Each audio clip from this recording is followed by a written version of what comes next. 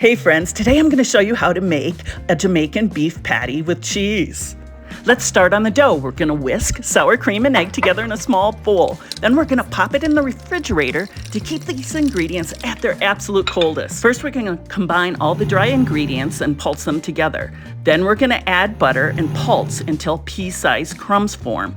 Gradually add the sour cream mixture and a half a cup of ice cold water, pulsing until the dough comes together.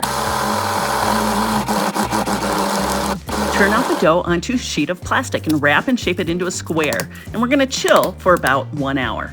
Roll up your sleeves and mix together the baking soda, beef, salt, and water. Cook the beef and break it up with the back of a wooden spoon until it just begins to brown. Add scallions, garlic, habanero, thyme, curry powder, allspice, paprika, and Worcestershire. Cook until those scallions are just softened, and this will go pretty quickly, about 3 minutes. Stir in the bread, beef bouillon, and 1 cup of water and let it simmer. Off the heat, grab your potato masher and mash that beef mixture. On a lightly floured work surface with a lightly floured rolling pin, roll the dough into a 12-inch square. Use a bowl or a pastry cutter to cut 6-inch rounds. Re-roll those scraps as necessary, and if you want to make mini-sized Jamaican beef patties, use a 3-inch round cookie cutter.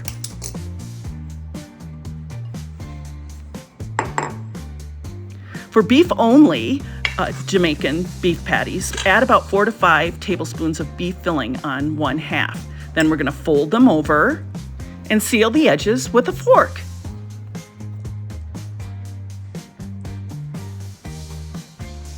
There's an option to add grated cheese to the beef filling. That's my personal favorite. We'll go ahead and fold those over and then seal them with a fork, as you can see here. And then I like to prick them twice on the top to let the steam out as you bake them.